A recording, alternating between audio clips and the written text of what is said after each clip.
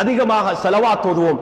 ஏன் இந்த ஹஜ்ஜுடைய அமல நமக்கு கற்பித்தது யார்? முஹம்மது ரசூலுல்லாஹ் ஸல்லல்லாஹு அலைஹி வஸல்லம் அவர்கள். ஸல்லல்லாஹு அலைஹி வஸல்லம் இல்லண்டா எங்களுடைய எந்த ஒரு அமலுக்கும் பொறுமதி இல்லை.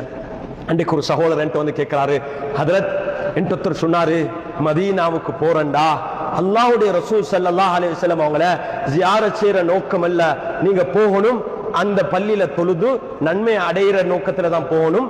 அப்படி போனா ஜியாரத் செய்யறதுல தவறில்லை, ஜியாரத் செய்யறது நல்லது. ஆனா என் புத்திக்கு அது படுதில்லை, நீங்க சொல்லுங்களேன்னு சொல்லி நான் சொன்னேன், நீ உங்களோட உள்ளத்துல கேளுங்க, அந்த மஸ்ஜிதுக்கு அந்த பூமிக்கு எந்தவித பொறுமதியும் இல்ல. அல்லாஹ்வுடைய ரசூல் ஸல்லல்லாஹு அலைஹி வஸல்லம் அவங்க அங்க இல்லண்டா அந்த மஸ்ஜிதும் ஏனைய மஸ்ஜிதுகளும் ஒரு சமமாகும். அல்லாஹ்வுடைய ரசூலுடைய மஸ்ஜிதின் காரணத்தினால மாத்திரம்தான் அந்த மஸ்ஜிதில் தொழுதால் 1000 மடங்கு, 1,00,000 அல்ல 1000 மடங்கு இருக்கும்.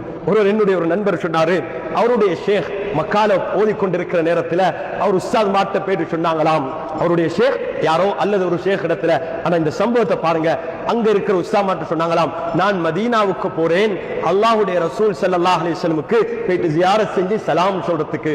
அதுல இருந்து ஒரு உஸ்தாத் சொன்னாராம், நீ அப்படி சொல்லாத, ஹதீஸ் சொல்லுது நீங்க அங்க தொழுவணும் என்று நாடி போன்னு சொல்லி, அதனால நீங்க போடும். அவர் சொன்னார், உஸ்தாத் மன்னிச்சுக்கோங்க, எனக்கு அது புத்திக்கு படுதில்லை, தொழுகைய நன்மை அடையணும் என்றா நான் இங்கே தொழுது கொள்றேன் என்றா, இங்க தொழுதா எனக்கு 1,00,000 நன்மை, இங்க தொழுதா மக்கால தொழுதா எனக்கு 1,00,000 நன்மை.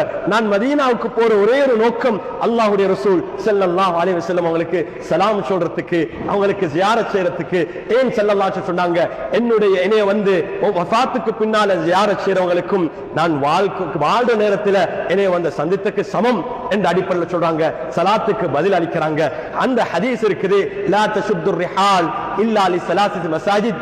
அதை எதை ஒப்பிட்டு ஸல்லல்லாஹு அலைஹி சொன்னாங்கண்டா ஏனைய மஸ்ஜிதுகளோடு ஒப்பிட்டு சொன்னாங்க, நீங்க இந்த 3 மஸ்ஜிதை மட்டும்தான் நாடி நன்மையை நாடி போகணும், விசேஷமான நன்மையை நாடி.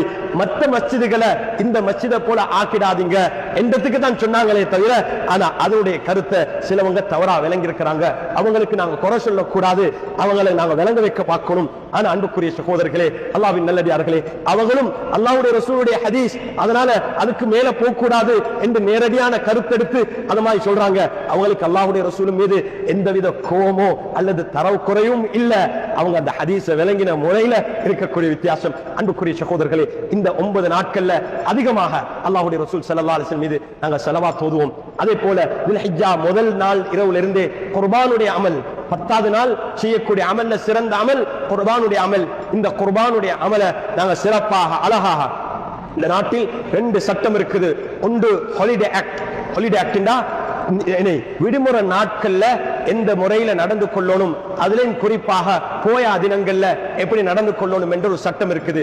அதுல போயா தினங்கள்ல மதுபான விற்கக்கூடிய இடங்கள், மாமிசங்களை விற்கக்கூடிய இடங்கள், அறுக்கக்கூடிய இடங்கள் இதெல்லாம் மூடப்படணும் என்றது இது அன்று முதல் இருக்கக்கூடிய சட்டம். அல்ஹம்துலில்லாஹ், முஸ்லிம்கள் ஆகிய நாம் எல்லா காலத்திலும் இந்த நாட்டில் இருக்கக்கூடிய சட்டங்களை மதித்து நாங்க வாழ்றோம்.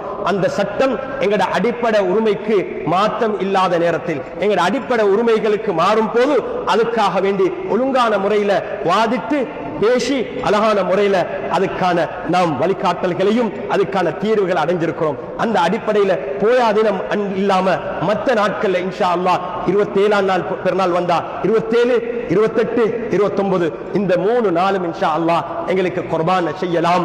அதுக்கு எல்லா முயற்சியையும் நாம் செஞ்சிருக்கிறோம், அதை பேசியிருக்கிறோம். அதில் இங்கே ஜமித்துலமா நாங்க அது சம்பந்தப்பட்ட அமைச்சர்களிடத்துல அமைப்புகளிடத்துல பேசியிருக்கிறோம். அதுக்கான அனுமதி அவங்க வழங்கி இருக்கிறாங்க. என் சட்டத்துல போயா தினம் மாத்துந்தான் தடையானது. அதே போல 2வது சட்டம் இருக்குது, ஸ்லாட்டர் ஆக்ட். ஒரு மிருகத்தை அறுக்கிறதா இருந்தா அதை எப்படி செய்யணும் என்ற ஒரு ஒழுங்கு இருக்குது. அந்த மிருகத்துடைய கழிவை எப்படி நீங்க அதை எப்படி நீங்க டிஸ்போசல் பண்ணணும் என்ற சட்டம் இருக்குது. இது ஒரு அமல் தான், அந்த அமலை நாங்க முறையா செய்யணும். ஸல்லல்லாஹு அலைஹி சொன்னார்கள் ஹதீஸ்ல, நீங்க எல்லாத்தையும் இஹ்சானாக முறையா செய்யணும். குர்பான் செய்றதாக இருந்தாலும் ஃபஅஹ்சினு ذிப்ஹா, அது அழகான முறையில முறையா செய்யுங்க. அதனால அந்த ஸ்லாட் ஆக்ட்ல சொல்றது, நீங்க முனிசிபல் கவுன்சில்ல அனுமதி எடுக்கணும். அந்த அனுமதி எடுத்து அந்த அனுமதி பத்திரத்தோட PHI உடைய அந்த வழிகாட்டலோட ஒழுங்கான முறையில அந்த பெர்மிட்டல் எடுத்து நாங்க செய்யணும். அதனால போயா தினம் 30, 31, 1ஆம் தேதி இந்த நாட்களில் செய்ய முடியாது. இந்த முறை எங்களுடைய